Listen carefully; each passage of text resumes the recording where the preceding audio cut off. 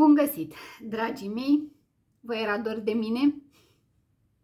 Vă era, nu vă era? Eu sunt aici prezentă.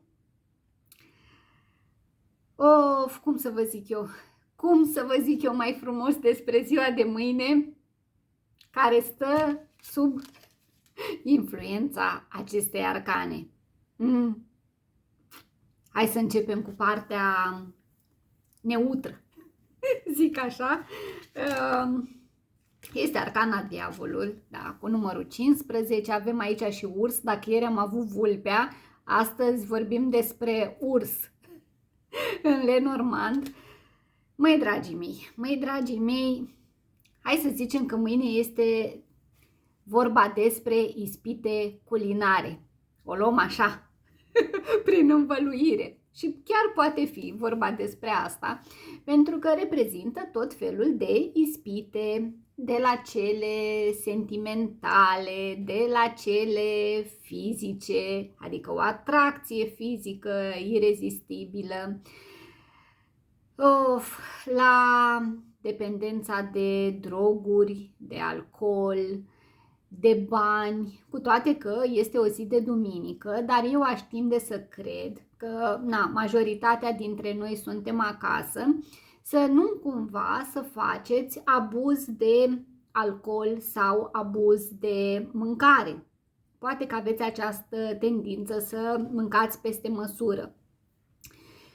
Acum, privind și latura cealaltă, este bine să te gândești să ieși dintr-o încurcătură, să nu mai permiți persoanelor să se impună atât de mult în viața ta. Încearcă pe cât posibil să spui nu, într-un mod frumos, delicat, într-un mod care să te onoreze, dar trebuie să faci lucrul ăsta pentru că avem arcana ursul, care înseamnă o persoană care domină. De cele mai multe ori poate fi asimilat cu imaginea unei mame, unei persoane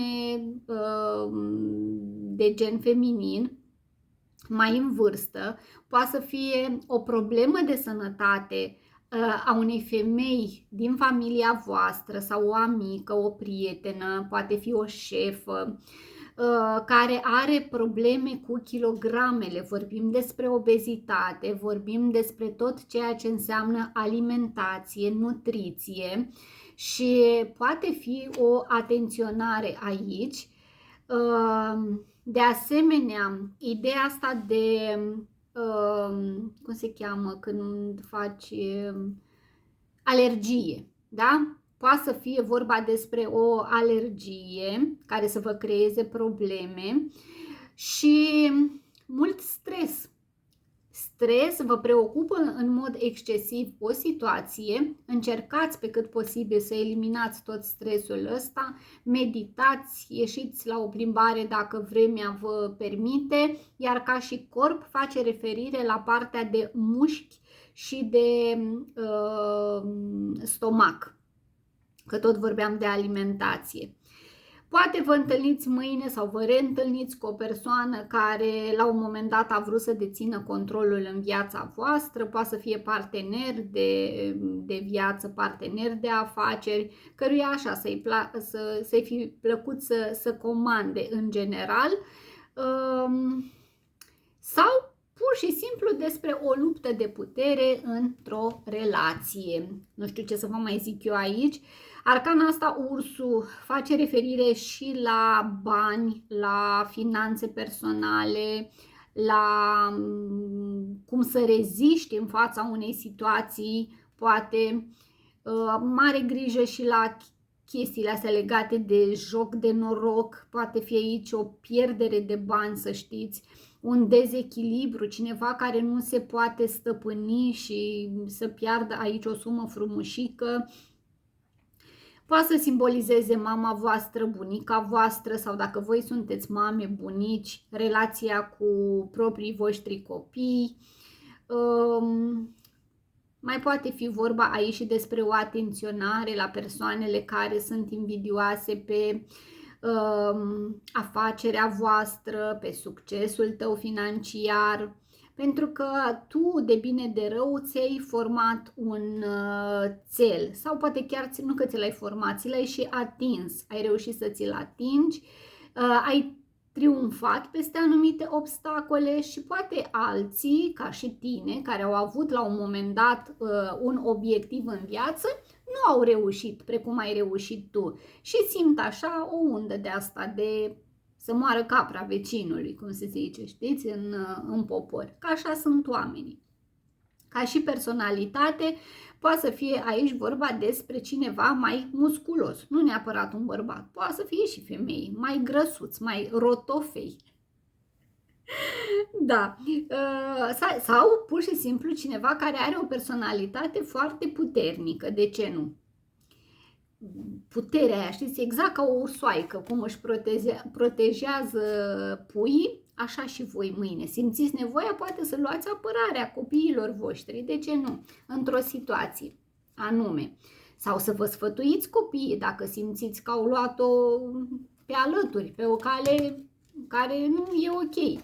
Puteți fi voi prinși aici, într-o situație care vă creează toată vâlvătaia asta și nu știți cum să mai ieșiți din ea. Aveți grijă că poate fi un moment oportun, adică aveți grijă, profitați de momentul ăsta, că dacă în imaginea asta aici avem diavolul ăsta care stă pur și simplu impunător așa și cu fața spre voi și ca și cum, eu reușesc în toate, nu o să poți să-mi reziști, nu o să reușești, la un moment dat, da, creatura asta urâtă de aici, ce face? Se întoarce cu spatele.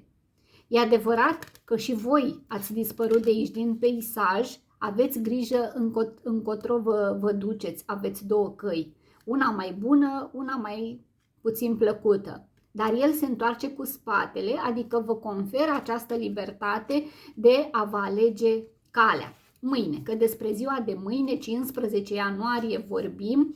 Uite, acum mă gândesc, este o zi importantă din punct de vedere literar, dar nu cred că asta, nu cred că vă interesează pe voi, dar acum că mi-am amintit de Eminescu, ar fi fost drăguț să fi vorbit, dacă vă face plăcere, dar poate vorbim prin mesaje. Da, poate chiar e o chestiune de asta. Uite, poate alții au o dependență față de a citi, față de poezie, față de literatură. Ce-ar fi să facem un concurs, să facem așa, să scriem câteva versuri, să scriem o poezie? Da, ar fi interesant, nu? Dar deviem de la subiect. Ia să vedem, dragilor. Am ales aici două cărticele, că ieri am fost cu fetița mea într-un mall și nu am putut să rezist. Nu știu unde o să le mai pun, sincer vă spun că nu știu unde. O să devin atât de înțeleaptă. Sunt niște carduri aici, toate carduri de înțelepciune. Am scos din ele două, le-am scos intenționat cu niște mesaje și o să vă las pe voi să le alegeți. Și o să facem așa. Prima variantă, vă ghidați și voi după culori, poate, nu știu, vă place ceva. Culoarea, floarea, păsărelele astea, orice. Mesajul, acum cred că îl puteți citi. Și varianta 2 asta. Uite, mie îmi place, de exemplu, ideea asta, așa. Fețele astea. Da, hai să vedem. Deci eu aleg pe 2. Gata, prima variantă. Începem cu aceia dintre voi care ați optat pentru prima variantă. Și mesajul este că voi stăruiți asupra gândurilor pozitive. Perfect este, perfect, mai ales că avem arcana asta care vine cu celelalte gânduri negative. E o stare de spirit nemaipomenită. Dacă în viața mea apare binele, iar eu îl neg, spunând nu cred, pur și simplu îmi alung binele. Să nu cumva să aveți mâine tendința să faceți lucrul ăsta. Poate apare chiar o situație oportună, o situație de a intra într-un parteneriat cu cineva, o situație din care voi să câștigați niște bănuți și să nu cumva să refuzați de teamă că omul sau persoana respectivă nu este serios Și vedeți voi aici niște gânduri cam neortodoxe, că nu e așa. Da? Să nu aveți această tendință de a refuza. Poate să mai fie vorba aici despre o chestiune care ar presupune semnarea unui document la notar sau avocat. Nu pentru mâine, că mâine e duminică, dar să faceți aceste vorbe. Uite, și eu luni, de exemplu, mă duc și n-am ales prima variantă. Și eu mă duc să închei ceva la notar. Poate fi un astfel de document, da? Și nu trebuie să-l luați pe nu în brațe. Nu pot, nu accept, nu-i de încredere, nu va fi bine, nu. Luați-l pe da, da? Și spuneți, super, îmbrățișez această oportunitate. Tarot Love mi-a spus că e de bine să fac lucrul ăsta și faceți. Că uneori, să știți că urâtul ăsta nu vine doar cu o energie negativă, vine și cu una pozitivă și zice, băi, poate că e momentul să te dezlănțui, fă, nu știu, eliberează-ți instinctele, presiunile, fă ceva neobișnuit, dă frâu pasiunii tale, ești atras de cineva, du-te și spune-i, iubești un avocat, iubești un notar, cu atât mai mult. Sau îți place o persoană publică, pentru că putem vorbi nu doar despre avocați, despre agenți imobiliari, despre, că tot vorbim de obezitate, despre bucătar șefi, nutriționist, despre brokeri imobiliari de asigurări, antreprenori, directori și așa mai departe, judecători oficiali mai înalți și tot așa. Acte de genul ăsta aș vedea pentru voi mâine. Aoleu, cât m-am întins, că așa fac eu mereu. Ați înțeles? Deci mâine voi trebuie să luați pe da în față și nu pe, să-l puneți pe da în față și nu pe nu, mai ales că văd aici o veste pentru voi, care înseamnă, poate să fie vestea asta din partea unui berbec, cred că e vestea de la mine. Da, o veste, ceva care vă bucură, ceva care posibil să vă schimbe viața prin semnarea acestui document sau prin schimbarea stării voastre de spirit.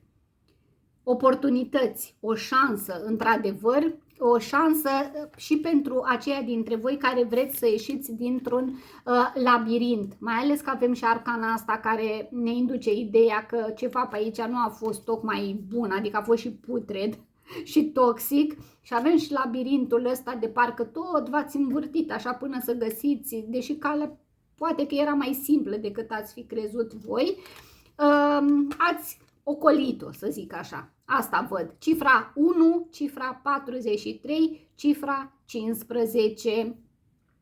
Gata. Mergem mai departe. Am așteptat să facă minutul 13. Mergem mai departe pentru aceia dintre voi care ați optat pentru varianta 2, că am făcut și niște versuri, ați văzut? Și mesajul este: mă bucur de serviciul meu. Și imediat dezvoltăm. Există oameni care caută exact ceea ce am eu de oferit și suntem aduși la oaltă pe tabla de șah a vieții. Eu aș completa pe tabla de șah a tarotului, pentru că toți care ne aflăm acum, aici, în acest moment, cred că lucrul ăsta îl căutăm și anume echilibrul nostru interior.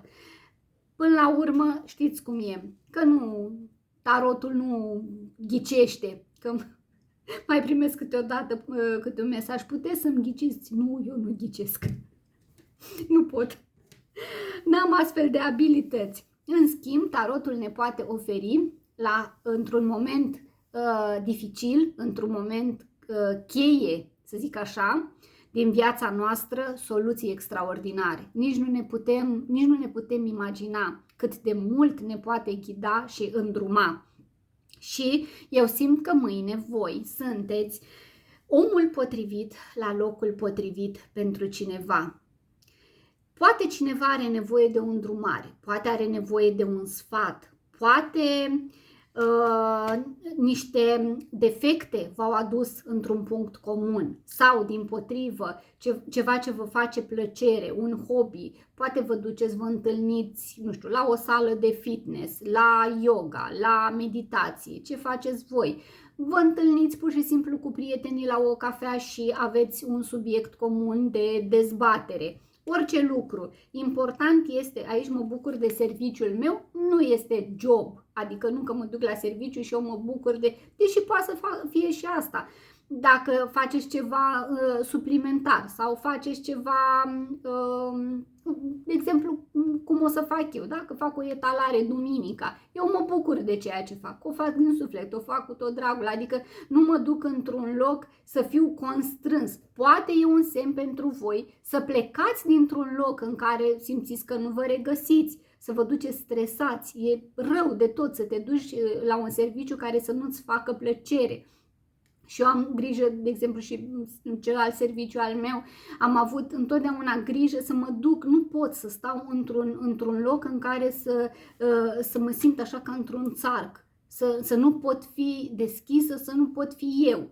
Și atunci poate că la asta se referă, să țineți cont și de aspectul acesta, să încercați să faceți ceea ce vă face plăcere, ceea ce simțiți că puteți dezvolta în timp, adică nu un lucru care să stagneze, care să vă, de fiecare dată, că îmi scapă cuvântul acum, vă ține pe loc, să nu puteți evolua, asta era ideea.